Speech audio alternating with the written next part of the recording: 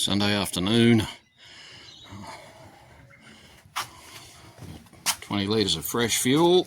I've filled the radiator up with water, and which I suspected there's already, a bit hard to see, there's already a drip out of the water pump. You can't quite see it, but it's got a drip in there. Drip, there it goes. Alright, let's see if that seals up, fingers crossed. Chokes are on. I've got the quiet mufflers on it. The neighbour friendly mufflers. Bit of a dodgy looking fuel line, but anyway, it seems to be working. It's just a bit of hose. Chokes are on. I've got the chokes on. Alright, and I've already fired it. It seems to want to run.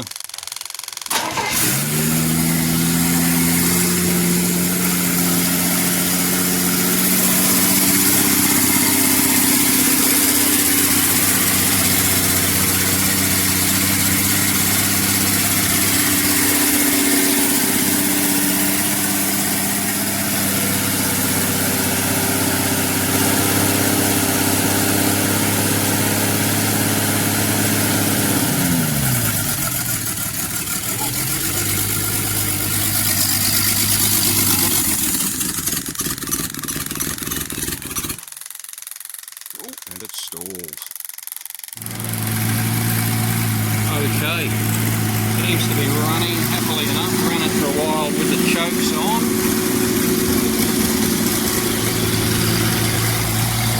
No noises.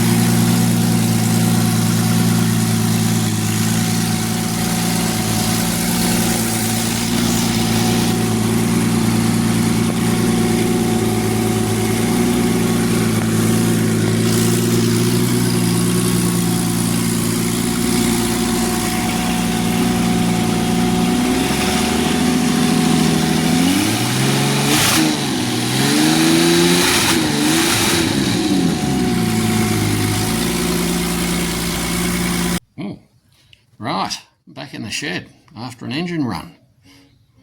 Let's digest all of that. Okay. So, water pump leak has stopped. That seems to have sealed up. Still dripping. We have a front timing cover seal leak. Okay. We also have a drip coming out of the rear main. Not as much as the front timing cover. Oh, what else? All the tappets, or all the cam followers and buckets, they all seem to be very quiet. I think that's all good. It's breaking down a bit when I go to rev it out of this right hand bank. I think that's just a carby tune. As you saw, I put my hand over those right hand carbs. The RPM climbs slightly. That's meaning they're a bit lean, I think. And on the left hand side, the RPM goes down a little bit. That means they could be a bit rich, but only not much. So that's a bit of a needle adjustment, I hope. It seems to be firing, running okay, no misses. That's the rocker cover breather I put on it. It's a little bit of fumes coming out there. I don't think that's anything to be alarmed of. There's no oil collecting on it. I think we're good. Yeah, okay, so, you know, look, it's an engine that may not have been run for 20 years, more, who knows, 30 years, yeah. So, I think it's a good running engine. Yeah, a little bit of cleaning, a little bit of tuning, right, that front timing cover's going to have to come off. Not a biggie. I mean, what do you expect, really? I paid $500 for it. You know, I think we've been pretty lucky overall. So yeah, it's nice and quiet with those Harley mufflers on, which is what I wanted. I wanted to hear what was going on, not annoy the neighbours too much. I had a bit of an issue with the fuel, with a little Repco clickety-clack fuel pump. It didn't want to pull up fuel out of the can down there, so I just stuck it up on the boat on that plastic container, and then it seemed to have enough of a feed to make it run, to keep the fuel up to the carbs. Alternator's not charging, that doesn't matter, I don't care about that. I was just setting that up just to run the water pump. But yeah, look, overall, got to be pretty happy with that. So, I think next, I'll give it a bit of a birthday. I'll buy some new spark plugs for it, and maybe a new set of leads as well. So let's, go to the next level. So I think from here on, the plan is I'm going to probably change that front timing cover seal as I get to it. I don't know how far away that'll be. I'm going to probably leave that rear main for now, and I'm probably going to put a $10 bottle of, Hope in it. Seal restorer, whatever that stuff is in the bottle that you add to your oil and, loosens up, softens up the seals again. That may help to seal. It's running at, well, according to our 1935 Dodge gauge, we're running at 180, 190. Oil pressure's around 40, but again, look, that gauge is nearly, well, in fact, that gauge is just about 90 years old. So, well, it is 90 years old. So I think, yeah, let's not, all right, let's not take too much notice of that, other than it's got good oil pressure, and this radiator and thermo fan was easily able to get the temperature down. I switched that off. It got up to about 200, switched it on, I pulled it back down to 180. So that's all good. Yeah. All right. I think it's a success. There wasn't rod knocks or noises, or didn't shudder and come to a halt, catch on fire. That was last time, not this time. All right. So after I've done those initial couple of things, the next step in this project is to get the gearbox, which will be an Audi transaxle, onto the back of this engine. That'll be making a gearbox adapter. So that'll sort of be the next part of the process. Once the gearbox is on, then we can start to rough out, mock up the frame, rear frame and front frame. And yeah, look out. Okay, wait for the next update. Thanks for watching.